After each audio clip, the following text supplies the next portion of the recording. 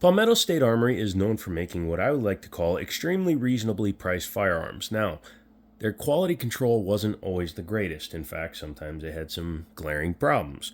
I believe, though, they've come a long way, and some of the stuff they're producing now is, I consider, top notch. And we're going to be taking a look at one of those right now.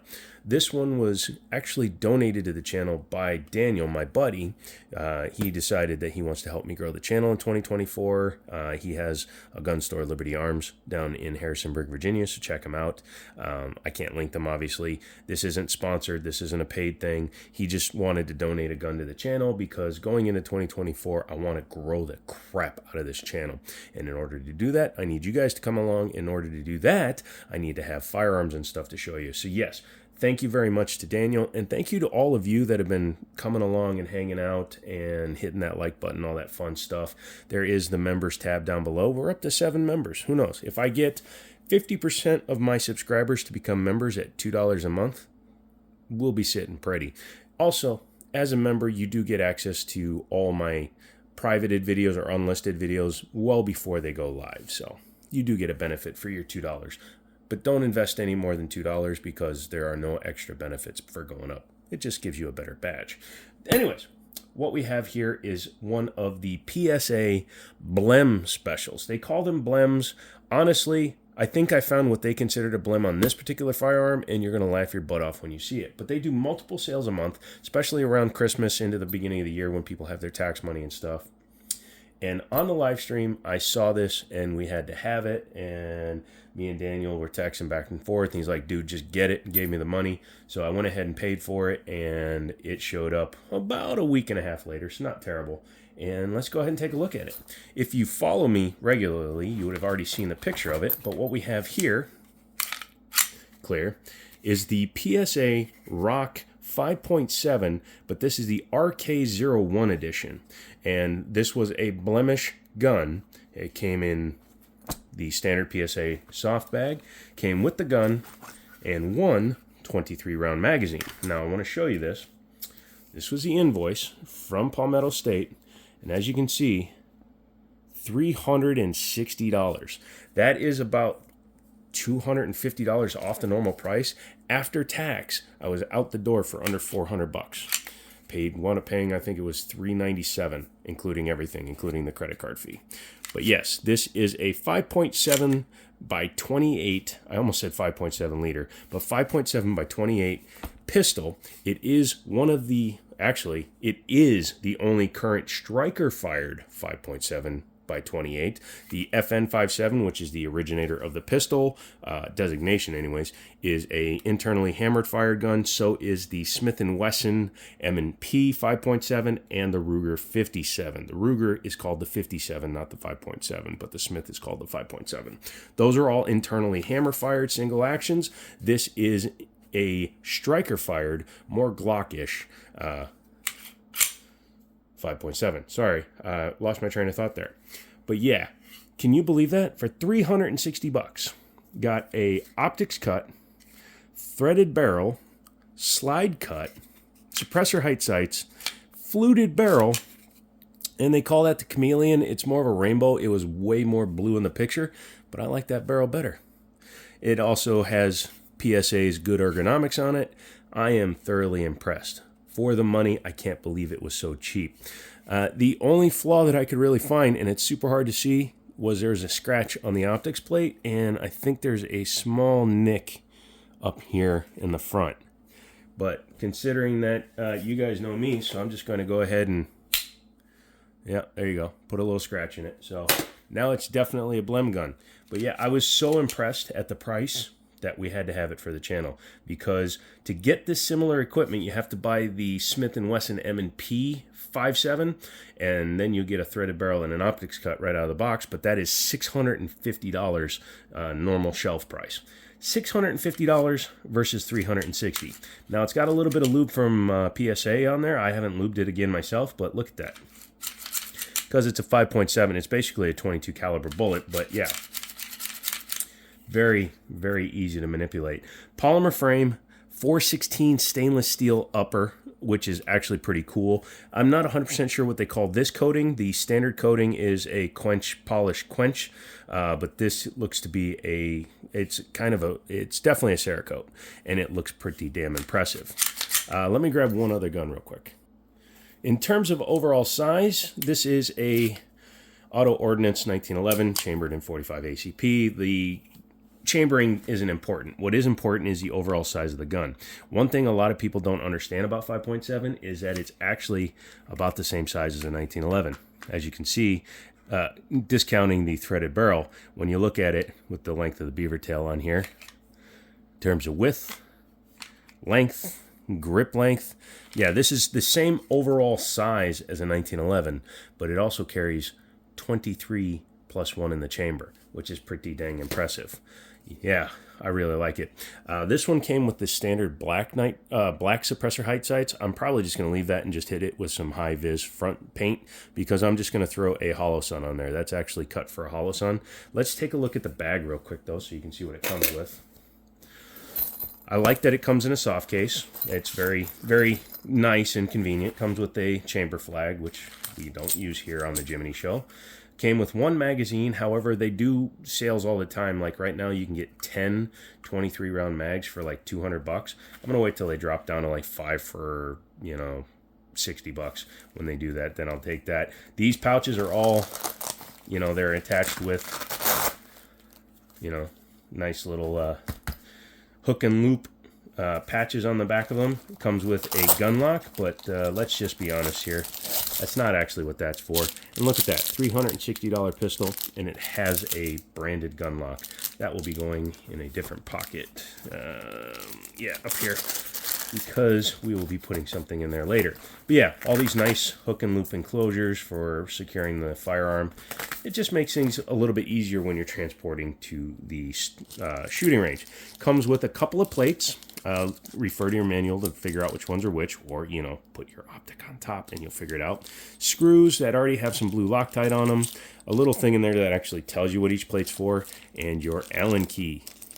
I thought it had 2 Allen keys, but that's fine. If you have 1 Allen key, you have a billion of them always laying around. That's just the way Allen keys work. They're kind of like when you have mismatched socks, you always find an extra mismatched sock somewhere. But yeah, let's get rid of that. The magazines are 23 round capacity. They are a double stack, double feed. So as you can see, much like an AR-15 magazine. In fact, I've got one right here.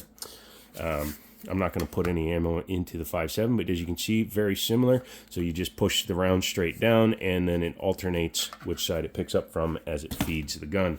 This just gives you a very squared magazine, and it's very easy to load.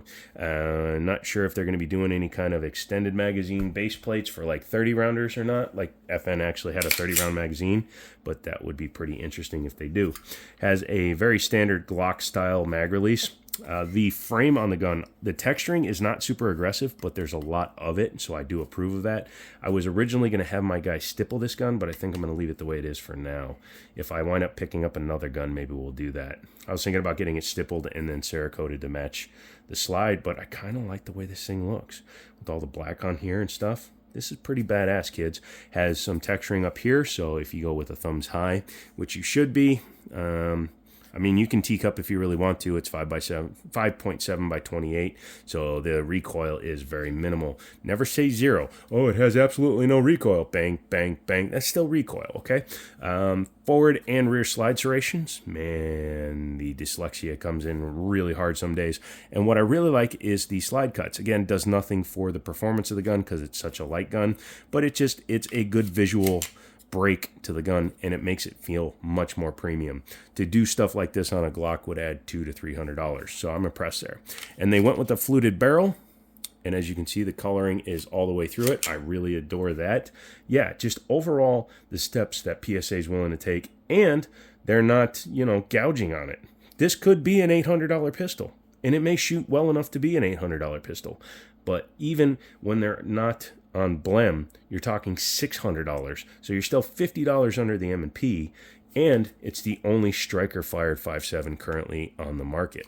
Has a pick rail up front, so you can put your lights, lasers, bazookas, and tactical bananas.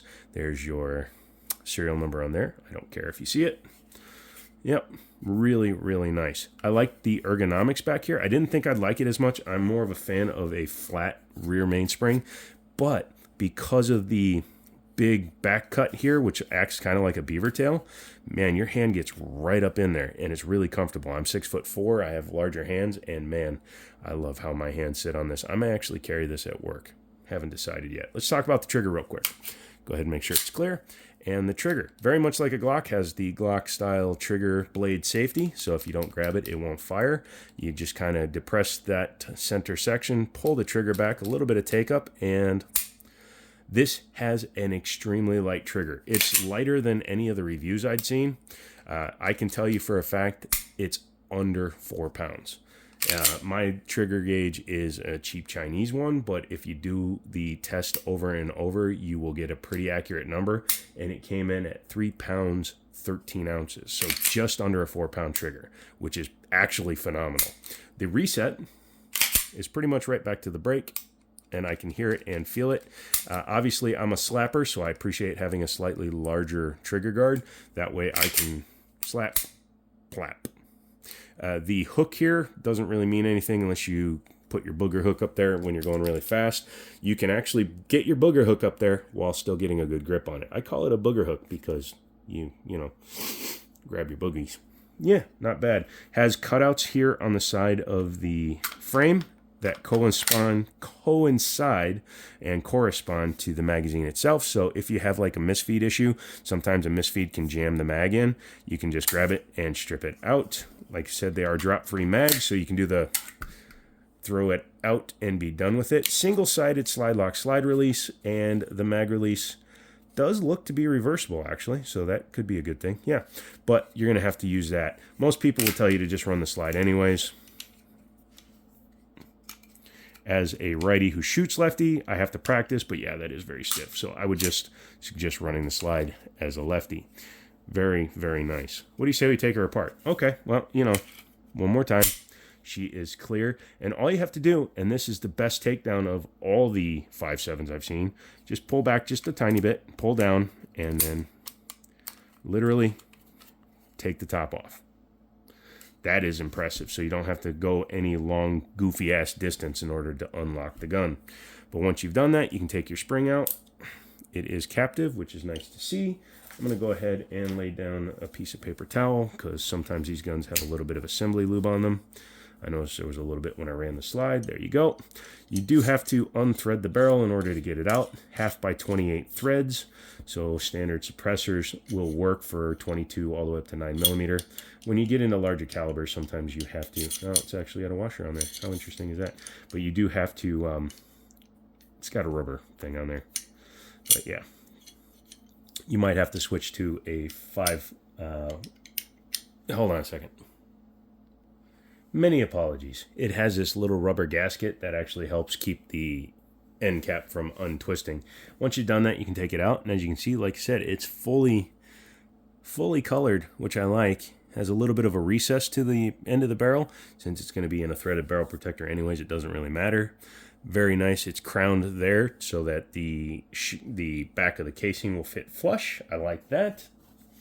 Taking a look at the slide. So they took all that weight out and they still went ahead and lightened it a little bit more. It appears to use a Glock front sight. So if you want, you can change, yeah, Glock rear sight too. So you could change that out for either a fiber optic or a night sight, suppressor height sight, which I may do. I thought it was pinned in, but since it's just a Glock style, yeah, I may wind up doing that. That way I'll keep the rear blacked out one and then just run a fiber optic up front in case I don't run an optic on it. Not bad. Your striker plate assembly, everything is back there. It is 2 separate pieces, which is interesting. I do like that you don't have to go in through the bottom to attach the optic. Very nice. The frame, very, very light. As you can see, that's one of the locking pins. There's your rear part of the fire control group and your front locking block. Very simple, very easy. It appears to use 1, 2, 3, 4 pins for the entire assembly, so it is quite easily serviceable. Obviously, if you're not a qualified gunsmith or somebody that has experience with guns, I wouldn't recommend taking apart a gun on your own, but hey, you know what, to each your own. I'm going to put the barrel back in, but I'm not going to put the threaded barrel, the cover on it, because we are going to do something kind of interesting here.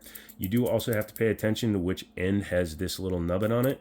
That's going to go here against that, because you obviously don't want it popping out the front of the gun. So go ahead and compress it, push it down, and make sure the nubbin is being depressed by that front piece. Otherwise, the gun won't go back together correctly. Go ahead and start your frame. Oh, excuse me. You're going to come back, and you're actually going to set it down on the frame. So you see like that. Could it be any simpler? Not really. But what we're going to do is make the gun even more interesting. Now, I've done some research, and as much as I would like to run this can on this gun, I will not be able to, for the simple reason that the 5.7 by 28 cartridge is cooking at a roughly 50,000 PSI when coming out of a 5-inch barrel. That means that it is about 15,000 PSI too much for this Osprey 9. However, I did want to at least put it on there. What's funny is, I think this weighs almost as much as this. You can see when you do this that it is pretty well balanced. How about that? But yeah, I thought that looks cool, and I wish it could handle the pressure, because I'm sure shooting that through that, they do make a subsonic 60 grain, but I still think the pressure is too high. So I will be upgrading to a 22 can that can handle 223, 556, and probably a 30 cal can this year. Again, come along and become a member if you want to help me do that. But yeah, that looks pretty cool, doesn't it? Can you imagine taking that to the range? How much fun you'd have shooting a suppressed 5.7. Yeah. So anyways, that is the PSA Rock 5.7 chambered in 5.7 by 28. If you like this video, make sure to give it a thumbs up. If you want to contribute, that's awesome. If you want to do something like Daniel did and just give us a gun for the channel, I'm always willing to take it. You just have to send it to my FFL. I'll do the background check, and then it becomes our gun.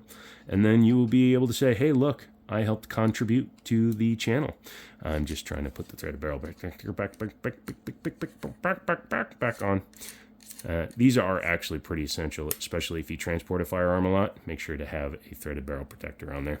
But yeah, that's it. Come back for the next video. I really do appreciate you sticking it through this longer video, but I had a few things I wanted to say, and now that I did, I'm going to get the heck out of here. So, like the video, subscribe, do all that fun doobly-doo, and as always, I'll talk to you later.